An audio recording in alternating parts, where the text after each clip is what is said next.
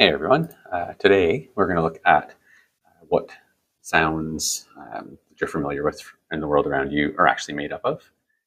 So we looked previously at the idea of simple pure sounds being just a sine wave, and then other sounds like names of different months of the year, or sounds like e or ah or whatever, instead of like the pure sound of ooh.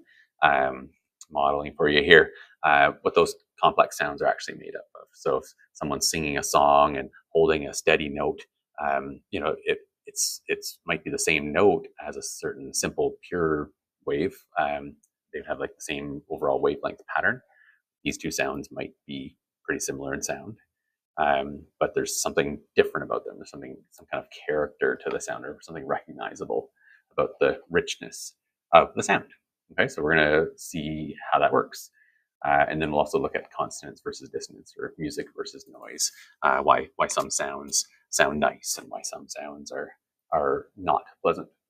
Okay, so here's the scoop here. It turns out that complex sounds, I put most sounds, but really like complex sounds, unless they're not they don't have any repetitive pattern to them at all. But if it has the same sound all the time, it automatically has a repetitive pattern to it. So it turns out that complex sounds, I could get rid of the most sort of there, are really made up of simple sounds, and surprisingly few simple sounds actually.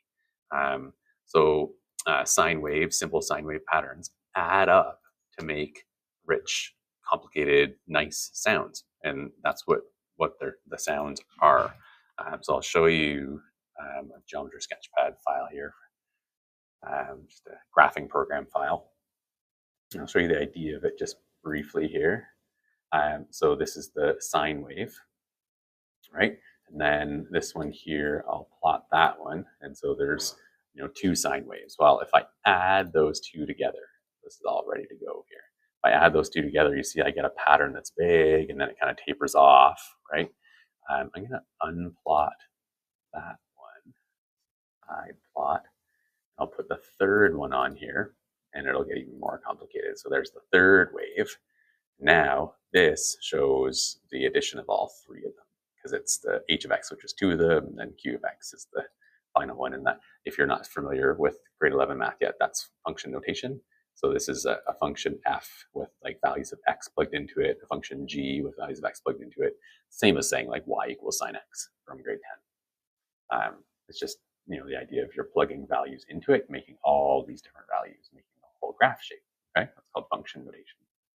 But anyways, the end result here, let's plot that one. And you see we have a sound that's kind of similar to what you saw on like the microphone, right? If someone was saying like e or ah sound, you saw something similar to that. So just look here. Shrink that down a little bit, but I guess I won't bother. But yeah, it's like that. It's like this repeated pattern, but with some complexity in it, right? Yeah. So let's keep going here. So this is, they call it a Fourier series. We'll get to that. But if you have this sound and this sound and this sound combined, so this sound, you're going to hear there a burst of it, this sound, and this sound. Okay, those three sounds combine, those three sine waves combine to make this pattern. Okay, and it has a combined sound like that. Ever heard that sound before? Actually, I have the wrong thing written in here. What does that sound like?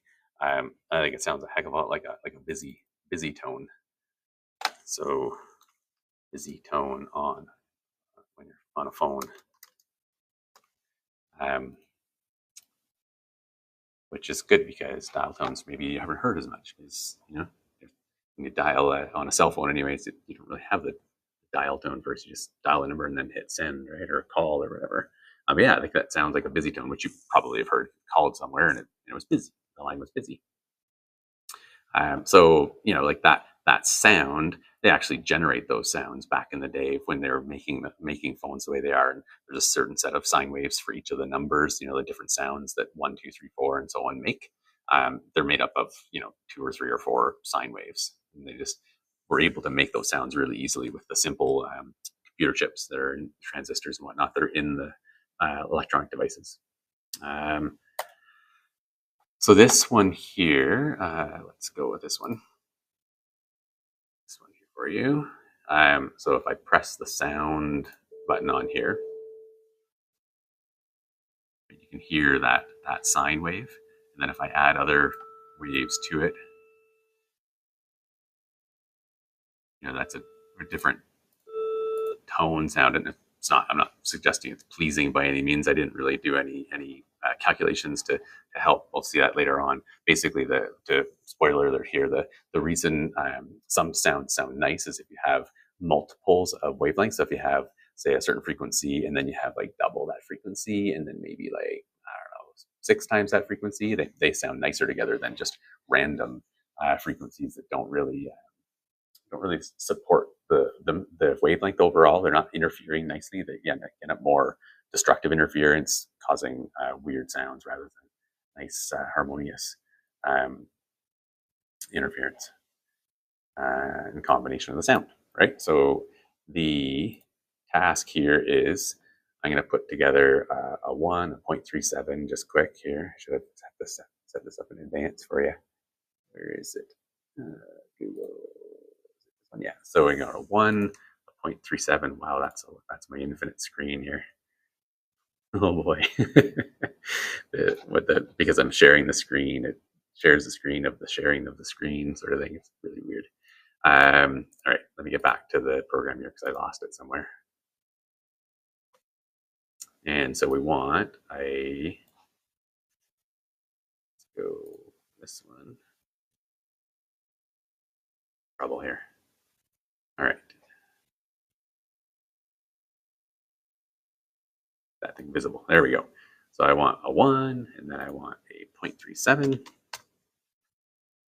And then we'll play the sound. I'm going to see if you can identify what it is. So 0.82. Played around with this until it sounded like something that I was aiming for. See if I did a good job or not. Students have been able to identify this pretty consistently. And also, I'll show a video second that matches nicely. Okay, so there's our sound. And so picture like sound, and then it was like, especially if it was like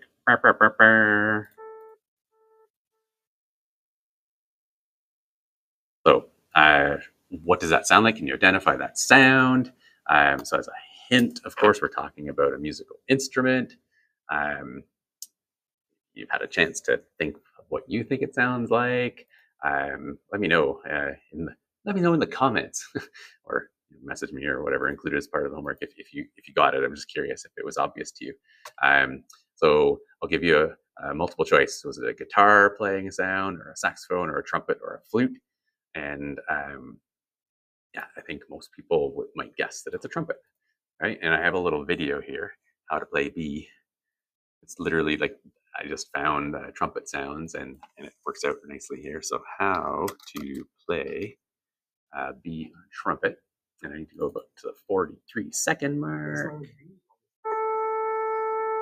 Even there was good. If you know trumpet.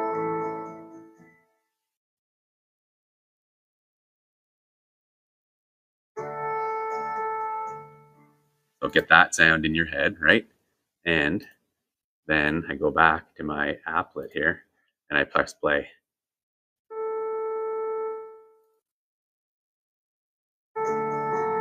Isn't that close? Like, it's crazy close. So that trumpet sound is very much, it really is fundamentally producing some sine waves. And so you have vibrations of things inside of the trumpet, the lips and the air columns and so on. And they really fundamentally, it's obvious, I guess, that things can just vibrate. And so they're going to be periodic motion. And so you're going to get a bunch of combinations of sine waves. And it makes the characteristic sounds, but it really wasn't obvious overall to people. Eventually it was kind of discovered, and it became really useful. Okay? So that's that sequence of frequencies that builds that sound that's familiar is actually called a Fourier series. And so that's one of the things we're learning about. I'll skip that one. This one's kind of neat. Well, it's just interest-based anyways, but it was a noise generator. So there's familiar sounds. I don't know why they call them what they do, to be honest, but the white noise sound is just like, oh, you don't have a signal hooked up. And so instead of your stereo playing a nice sound that you want, your favorite song or whatever, instead it's playing that white noise. They call this one pink noise. And they call this one brown noise. And for some reason, the human brain kind of agrees with those colors, to do associations with it. It's a weird thing.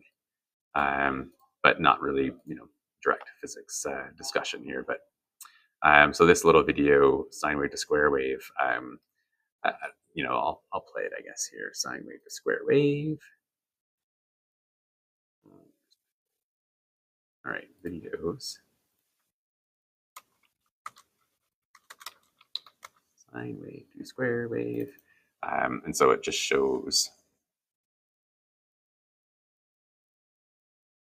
So that's, a frequency of whatever. They're calling that N0, meaning the first pattern, and then a second pattern, and a third pattern, and a fourth pattern, and so on. And you get these different sounds. Okay, so that overall sound that's building up is more complex, of course. And then eventually they go to a perfect square wave. So a square wave, instead of doing a sine curve like this, instead the speaker cone would go bam up to the top, stay there, and then go bam down to the bottom, actually all the way down to here, and then over, and then bam to there. And it just like makes that harsh sound. Okay, and so this sound is closer to that harsh sound than this one. Right, that one's pretty pure sounding. They have the first sound so low it's sort of hard to even perceive, but it's a pure sine wave, like a ooh, only it's lower than my voice can go. Yeah, and so the Fourier transforms. So basically, it's the matching complex sounds. There's systems that can take a complex sound, analyze it, and say what basic sounds, basic frequencies it's made up of. This video, I won't play it here, but if you have time, it's pretty cool. It's just it's super old school. Like they've been learning and knowing about Fourier series for quite a long time. But it's a bit slow. But on YouTube, if you speed it up a little bit, just for historical interest, and so because I'm not live in showing things, this video I found is extremely similar to what I do in class. I have a fast Fourier transform program on my computer. You can get apps for it as well. If you search up like fast Fourier transform, you can get apps. When you play a sound, this guy's playing this instrument, and it has this complex pattern, and then the fast Fourier transform shows you like, okay, there was a peak of there was a sine wave at this frequency, this frequency, this frequency, a whole bunch of sine waves, and notice how they're very even spacing, and that's why it sounds nice. If they weren't nice, repetitive, even spacing, it ended up sounding not great. That's later on when we talk about the consonance and dissonance stuff. All right, so 32 voice here. I think it might just be my download still. Yeah. So I will actually, we'll just go to the YouTube version instead, because then I can speed it up a little bit. Otherwise it's a little on the slow side. So here we go. Simple instruments like a tuning fork or a recorder have very simple sound patterns, which are displayed on the oscilloscope, as you can see, as a sine wave. So if I play a La or an A on a recorder. So it's not a perfect sine wave, of course. It's actually made up of 1, 2, 3, 4, 5 or so sine waves. And then she goes ahead and plays a tuning fork, which is a super nice sine wave. Curve is perfectly sinusoidal. All other instruments, however, have the curve is perfectly And then basically the idea is just to play a bunch of different instruments and show you the different patterns that show up, and show you that they actually are made up of a bunch of surprisingly few really simple sine curves. And so even that sound she's just making there, it's really made up of a few sine waves. Is the most sinus, so I'll go back to, which is different from e, o. So that last one was the most basic. It was made up of the least sine curves, but the A and the E and stuff like that have a more complex pattern because they're made up of more sine waves. And then you can go and you can play different instruments. I didn't really do with it. drums and plates. Yeah. And finally, whistle. This is a slide whistle. I'm going to jump ahead to one playing the last. This is different harmonics. One playing the last string here. And those of you that have perfect pitch may recognize that if I click. So that the different patterns that show up, of course, just basically a bunch of sine waves, surprisingly few sine waves. And then this guy does a really good job here. Thank you. I'm here with Zach Tins, the professional cello player who is going to play in A for just a brief moment so that we can take an oscilloscope reading as well as a Fourier spectrum of it. Zach. So if you heard that sound, you might recognize like, oh, it's a cello. And so this pattern is made up of a bunch of evenly spaced, like I was saying it earlier, right? And then and then he plays a little song for you, I think.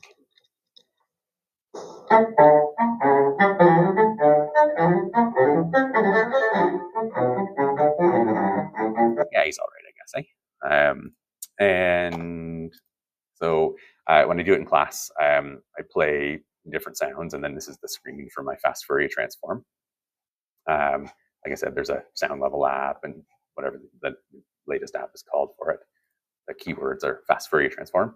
So if I play like a nice pure ooh sound, like literally me doing the ooh sound, it shows a spike in the frequency just like that. Let me just see here. I was just going to see if I could set it up, pause the video and set it up, but I'm worried that we're going to have a conflict between the two different types of microphones being used in that. So, but it is kind of neat to see it real time. App has its own. Actually, I think I will. Let me just pause again. I'll come back. It'll be quick for you. All right, I think I got it here. So this is just analyzing all the sounds. So if I go, see it, I'm doing a pretty good job of producing a frequency of, I don't know, about 250, I guess, to something. And if I go higher,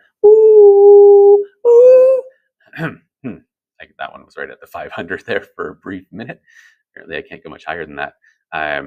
If I were to play, just while we're at it here, if I were to play a familiar sound, hopefully I don't blast your eardrums too much here. Let's go.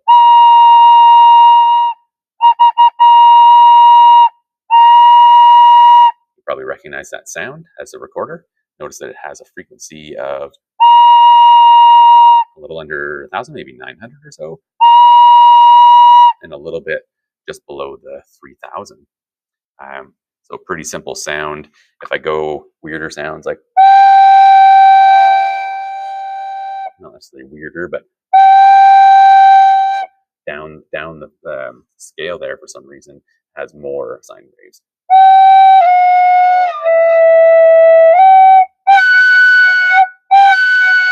So when you screech, that's a 1500 classic recorder sound.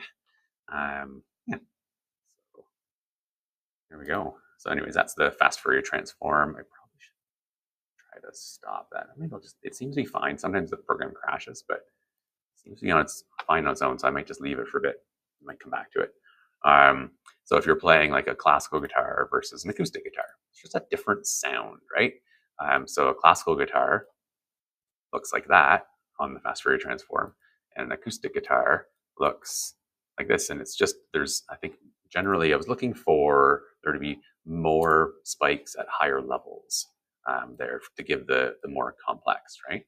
It didn't really turn out as expected as much there. There's the recorder.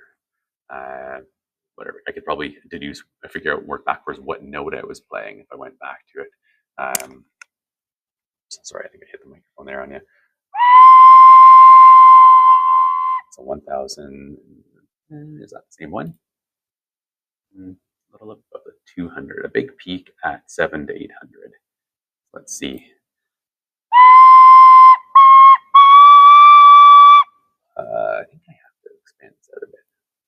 700 to 800 in that region.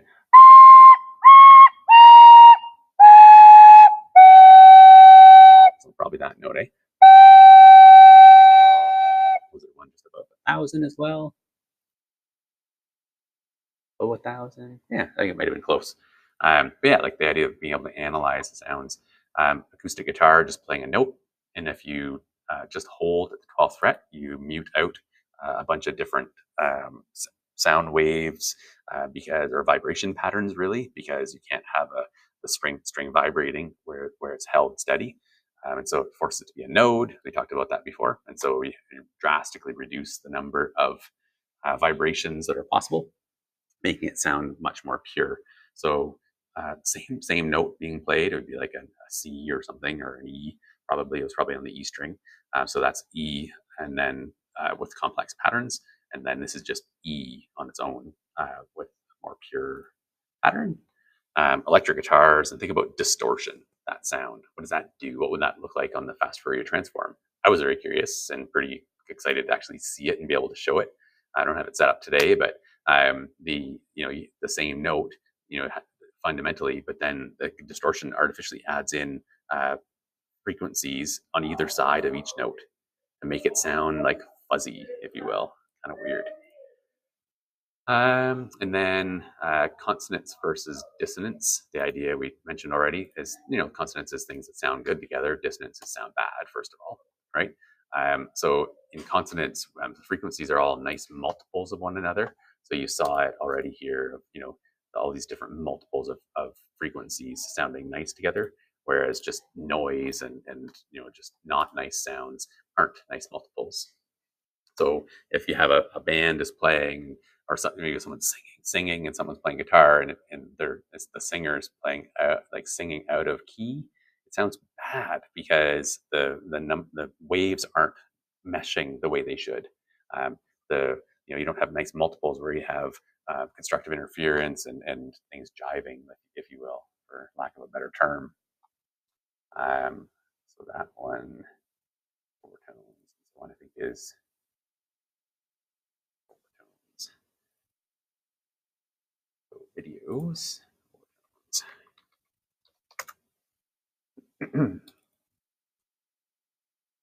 This is a sine wave. A sine wave is the basic building block of jump sound. ahead a little bit also here. Create, when it's down, the speaker is the y-axis represents the amplitude, just because already guessed. Its second harmonic ends at the same point, and it's the same with the third harmonic. Actually, I'm not going to play that one because I have to turn the volume up to be able to hear it, so I can't do that. And then I have this little video. If you click on it, shows what a wah pedal does and how it basically just shifts the frequencies up a level and down a level. And what else here? Oh, this was kind of neat. So this song here.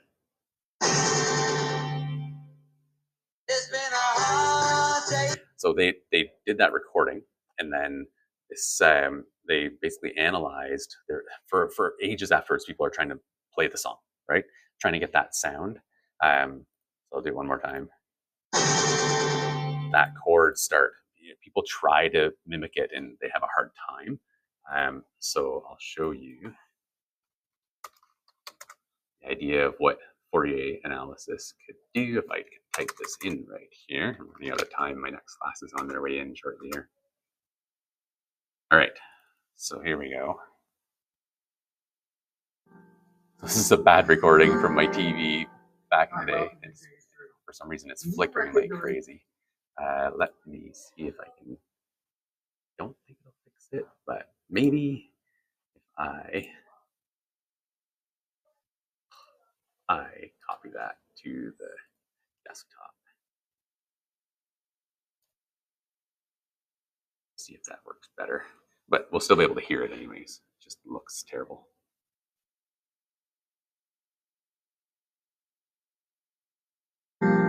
That's the same look for some reason at this point. Hi, welcome to today's journal. Do you recognize that chord? We've been trying for about an hour to figure out what the first chord in the famous Beatles song, A Hard Day's Night is. Remember, it starts like this. And And then they say, it's been a hard, anyway. The chord is a mystery. It's not just a mystery to us, it's been a mystery for decades as to what instruments were exactly used to produce that chord. A mathematician at Dalhousie University named Jason Brown has now figured out what was going on. So let's start at the beginning. If you go to the internet, here's one version that you're likely to hear, just barring the third fret of the guitar. Pretty close. Other versions on the internet claim that George Harrison played this one instead. Also pretty close, but not convincing. Here's what Jason Brown did to figure it all out. He did something called a Fourier transform. To understand that, you have to know one fundamental thing about any note on a guitar, any single note. There's something called the fundamental frequency, the main one, but there are also hidden in that note many harmonics at higher frequencies. So all the different Fourier frequencies, and then for instance, so they realized that there was a piano, and pianos, if you look inside, have 3 strings, and so they analyzed all the different frequencies and eventually realized in the studio that day that you could produce 4 of those. On the other hand, then there was this F. There's no way to figure out that F either, because skipping ahead here because I have students coming in. There were the 4 Beatles, but there was also George Martin, the producer. He was a musical wizard. He was a piano in the studio. And the thing about a piano is, you play one key like this, but inside, 3 strings are actually being played. And that accounted for why there were all these mystery Fs. So Jason Brown was able to add the piano to the other mix of guitars and bass and come up with the chords. So here's what he deduced George Martin had to have played. We'll count you in 1, 2, 3. That's what happens when a mathematician takes on a hard day's night.